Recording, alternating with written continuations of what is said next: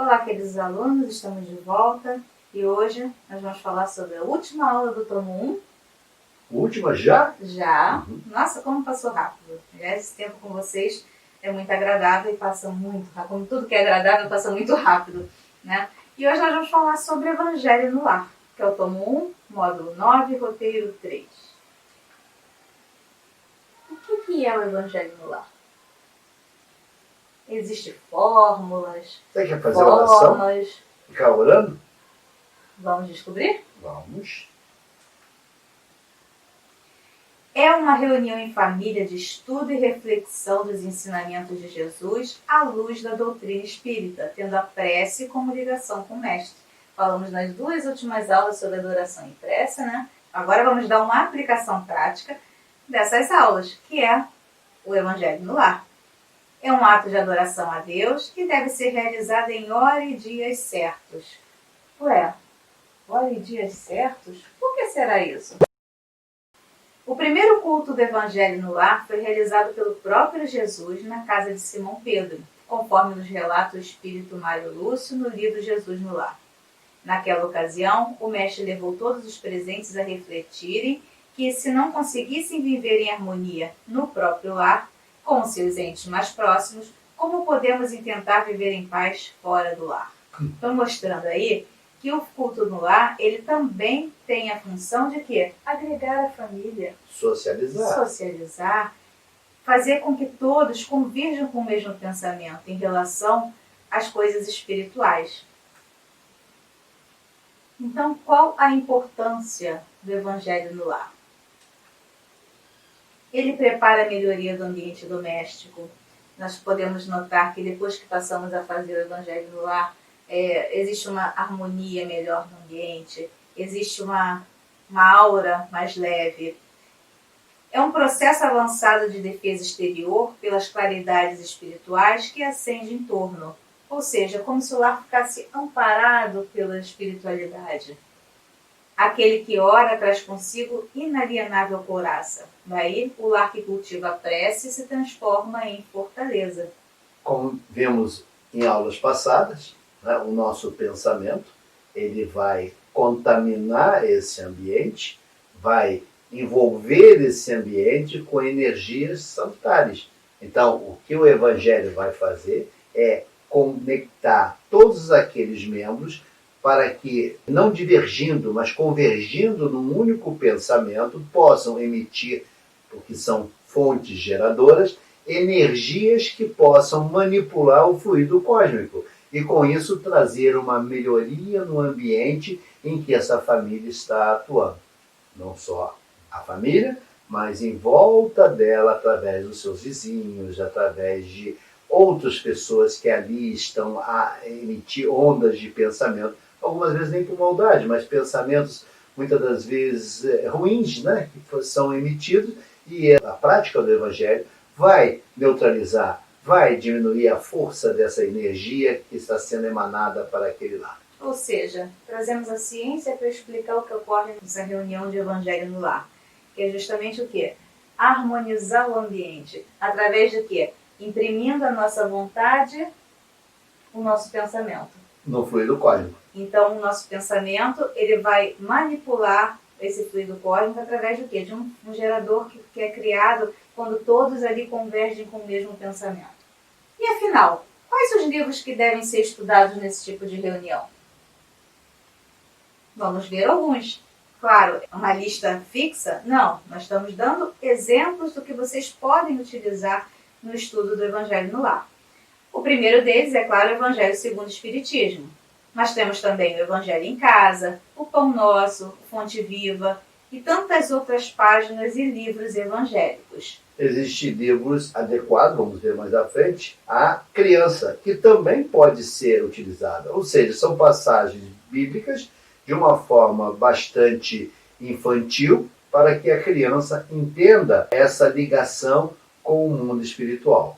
Então, a gente vai ver mais a miúde mais à frente, mas conforme ele já está orientado, nós temos que amoldar as leituras evangélicas quando temos crianças em casa, porque a gente não pode esperar que uma criança em tenra idade vai entender um texto, por exemplo, do Evangelho segundo o Espiritismo. Não, a gente tem que se fazer inteligível para que aquelas crianças possam compreender a lição. E qual o tempo de duração dessa reunião? Será que eu tenho que ficar 1 hora, 2 horas, 3 horas? Qual o tempo que eu tenho que dedicar a essa reunião? A orientação é que não devo ultrapassar 1 hora. Então, em torno de meia hora, 40 minutos, isso é bastante razoável. Vai variar de acordo com o número de pessoas que estejam participando. Você não pode esperar que uma reunião onde a pessoa que mora sozinha vai fazer sozinha vai durar 1 hora. Dificilmente isso vai acontecer, né? Então, esse tempo ele vai variar de acordo com os participantes, até porque é uma reunião de estudo. Então, no estudo, alguns vão colocar suas dúvidas, outros vão querer colocar a sua opinião, dizer o que entenderam. Então, esse tempo vai variar de acordo com o número de participantes. É conveniente a manifestação de espíritos? A gente está estudando o espiritismo, será que é normal ter participação de espíritos numa reunião de evangelho no lar? Mas o lar é centro espírita? Bem salientado. Não, a reunião sob assistência de benfeitores espirituais não tem essa finalidade. Ela se destina ao esclarecimento evangélico para aprendizado cristão, a fim de que seus participantes, tanto os encarnados quanto para os espíritos que ali comparecem, melhor se conduzam na jornada terrena. Então ela não é uma reunião espírita com condão de uma manifestação espírita, não. É uma reunião onde ali nós temos os encarnados presentes daquele lar, temos também espíritos desencarnados que são trazidos para ouvir os estudos que vão ser lidos naquele trecho do Evangelho, porque isso pode ser importante para eles naquele momento, mas não tem o condão de haver manifestação espírita. Não é esse o propósito do Evangelho no lar. E se estiver acontecendo isso, é o momento de vocês procurarem o auxílio espiritual, porque o Evangelho no Lar não é para acontecer isso. Temos também um esclarecimento que André Luiz, no livro Nosso Lar, ele narra que eles observavam a Terra num momento tão conturbado da Segunda Guerra Mundial, tudo muito nebuloso, tudo muito acinzentado, mas que se notavam alguns pontinhos de luz.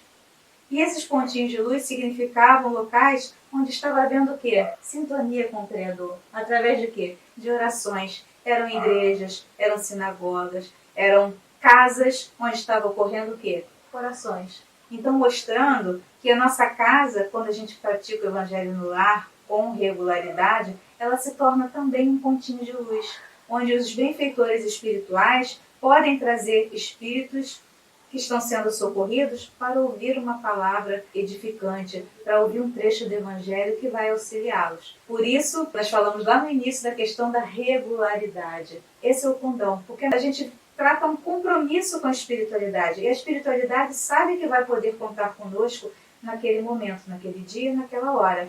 Para quê? Para que a sua casa também seja um pontinho de luz. Não pode ter manifestação do espírito, mas pode ter água magnetizada? Não sei, será? Sim. Os fluidos recebidos durante a reunião, pelo próprio fato de estarem presentes em um ambiente harmonioso, já são suficientes para ajudar seus participantes a se manterem em equilíbrio. Sim, é salutar. Essa água, ela pode trazer muitos benefícios àqueles que estão ali habitando. Então, é importante, sim. Claro, é obrigatório? Não, nós não temos regras fixas. Mas é facultado aos participantes colocar, sim, uma aguinha para ser magnetizada naquele ambiente harmonioso que ali se torna. Não esquecendo que a magnetização de água nada mais é do que o influxo de energias que os participantes estão com o auxílio do mundo espiritual imantando aquela água através da oração. É isso que é a água fluidificada. Porém, servirá de algum complemento a algum tratamento, como nos diz Bezerra de Menezes, aí um esclarecimento de Bezerra de Menezes a respeito da água fluidificada. A água, em face da sua constituição molecular, é elemento que absorve e conduz a bioenergia que lhe é ministrada. Quando magnetizada e ingerida, produz efeitos orgânicos compatíveis com o fluido de que se faz portadora. Então, obviamente, num ambiente harmonioso, onde ocorre a presença de espíritos benfeitores, essa água vai ter uma ótima magnetização. E isso vai ser bastante proveitoso para aqueles que vão ingeri-la. E passe. Será que a gente pode aplicar passe no dia do Evangelho no Lar? A finalidade básica do Evangelho no Lar é de esclarecimento, ou seja, uma reunião de estudo. Mas, desde que alguém esteja necessitando, o passe pode ser aplicado. Não é para ser uma atitude costumeira. Mas se houver a necessidade, eventualmente, de alguém receber um passe, claro que pode ser. Até porque a gente não precisa ser fixo, só no centro espírita que acontece isso. Jesus curava em qualquer lugar, não é verdade? Então, o auxílio, a caridade, ela pode ser feita em qualquer lugar. Não esquecendo que o passe não precisa ir para a Sorbonne para aplicá-lo. Basta que você, como médium que somos todos nós, eleve o seu pensamento e aceite o convite de ser o condutor das energias benéficas para atingir o seu irmão. É isso que é o passe. A minha impostação de mãos nada mais é do que eu canalizar as energias do cosmos para atender a necessidade do meu irmão. É isso que é o passe. Eu preciso ir para a Sorbonne, ter qualidades especiais para aprender a fazer o passe? Não. Qualquer um de nós pode aplicar, dizer ao Pai sinceramente, para que atenda às necessidades daquele irmão que naquele momento está em desequilíbrio. Então falamos aqui de algumas dúvidas que pode surgir na questão do Evangelho no Lar, mas como devem ser as etapas? Como a gente deve fazer afinal? Primeiramente, a prece inicial. Como todas as atividades que a gente se volta ao nosso Criador, a gente deve abrir com uma prece. Aliás, Jesus não fazia absolutamente nada sem antes falar ao Pai. A leitura e comentários de uma página do Evangelho, ou dos livros que citamos anteriormente, ou ainda outros que não citamos aqui, mas que podem ser utilizados nesse estudo. E no final, uma prece de encerramento, como também começamos com uma prece, a gente também não encerra sem antes agradecer ao Criador aquele momento que tivemos. Lembrando que essa prece é de agradecimento pela sua oportunidade. Não é uma longa ladainha petitória. É um agradecimento ao Pai por essa oportunidade valiosa que foi dada àqueles membros da família de se reunirem e poder discutir as passagens do Evangelho. Algumas recomendações a respeito do Evangelho no Lar. A reunião pode ser enriquecida com uma leitura antes da prece de uma mensagem espírita de livro tipo Pão Nosso, Fonte Viva, etc. É conveniente que a reunião tenha duração máxima de 1 hora, seja semanal, no mesmo dia e hora. Falamos que não existem regras, mas como nós mostramos, a gente acaba sendo um pontinho de luz para que os espíritos benfeitores possam se utilizar. Então é importante ter uma regularidade, um dia definido, um horário definido. É claro, aconteceu o imprevisto, às vezes acontece. A gente tem que evitar que os imprevistos aconteçam, mas se acontecer, a gente pode fazer no momento posterior. É importante também a gente manter esse prazo de reunião durante 1 hora, principalmente aqueles que têm crianças ou adolescentes. Porque lembre-se, se eles ficarem insatisfeitos ou com contrariedade de estar participando, isso vai interferir na harmonia da reunião. Então é importante que ela tenha uma duração razoável para que não haja esses tipos de inconvenientes de um ou outro participante ficar contrariado ali, desestabilizando a reunião. Para que não seja enfadonha, ela tem que ser prazerosa, sim. Ela tem que trazer harmonia, não contrariedade. Evitar suspender ou interromper a reunião. Sim, uma vez começada, a gente deve levá-la até o final.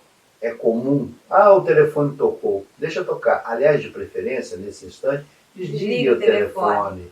Nesse instante, é necessário buscar esse silêncio para poder ouvir ao Pai, para poder transmitir as instruções necessárias àquelas pessoas que ali estão encarnadas e desencarnadas. Então, também olha o telefone desligado, não faz mal a ninguém, não altera nada da vida de ninguém. O que aconteceu, aconteceu. O que está para acontecer, acontecerá. Logo, não sofrerá nenhuma ingerência minha esse tempo de ficar com o telefone desligado. Da mesma forma, chegou uma visita, momentos antes da reunião, convide a participar. É um banquete, não é uma reunião fechada. Justamente ao contrário, é um banquete de luz. Então, que esse convidado seja bem-vindo a participar e aproveitar daqueles eflúvios que são emanados naquela reunião. Servindo essa família de exemplo, para que essa visitante possa levar para a sua casa também algo belo que assistiu, que foi o estudo do Evangelho em família.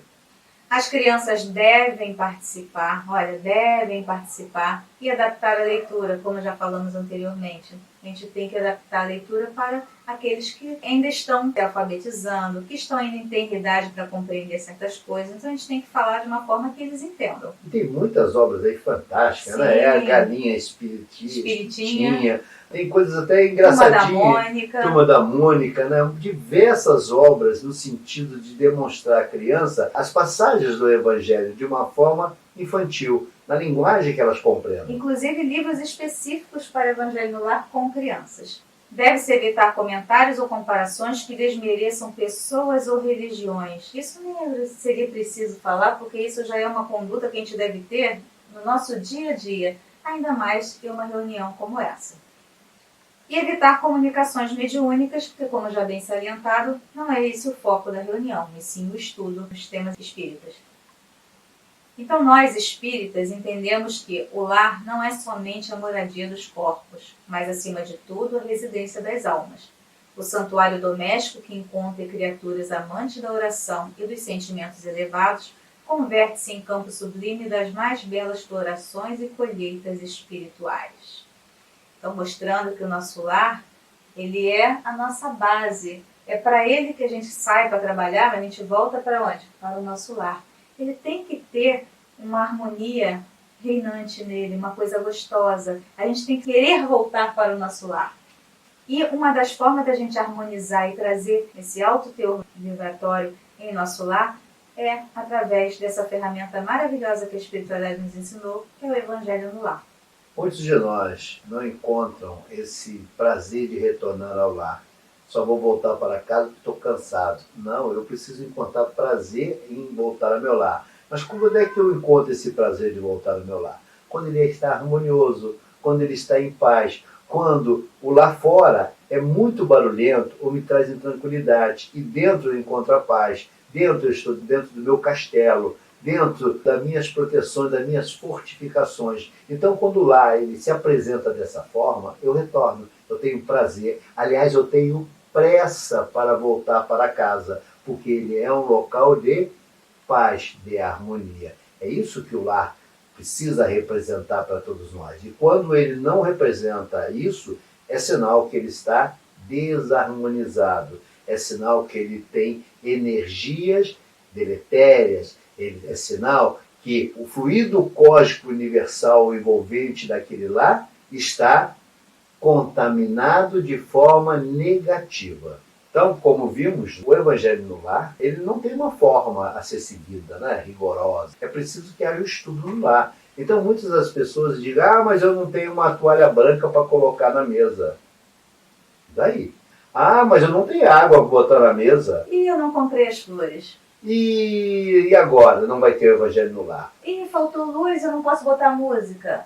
Exatamente. Na verdade, tudo isso que esses is que estamos utilizando são argumentações para que não realizemos a tarefa maior, que é a nossa evangelização, que é o preparo, a criação de harmonia. E tem sentido também isso, porque forças que não desejam o equilíbrio desse lar irão trabalhar no sentido de criar toda sorte de dificuldade. Então, é aquele vizinho que vai chegar fora da hora e que vai tomar teu tempo para que você fique conversando e você não sabe como fazer, ao invés de convidá-lo para a reunião, simplesmente continua conversando com ele. É o telefone que vai tocar inapropriadamente naquele instante. Os pensamentos que vão fluir de faltou água, faltou isso, faltou aquilo, quando na verdade a única coisa que precisamos ter em mente, que ela é uma reunião de estudos voltada à compreensão dos evangelhos ou à compreensão dos ensinos do Mestre Jesus, para que possamos encontrar a felicidade nossa e de nossa família. E nós vamos colocar também a sugestão de um vídeo para vocês assistirem, uma forma de humor espírita, mostrando exatamente as questões dessas pontualidades que nós citamos como empecilhos para que a gente possa fazer o Evangelho no Lar. Espero que vocês gostem. Neste momento, agradecemos ao nosso Criador por toda essa oportunidade de dividir esse tomo 1 com vocês, todas essas aulas. Encerramos por aqui e nos vemos no tomo 2. Graças a Deus.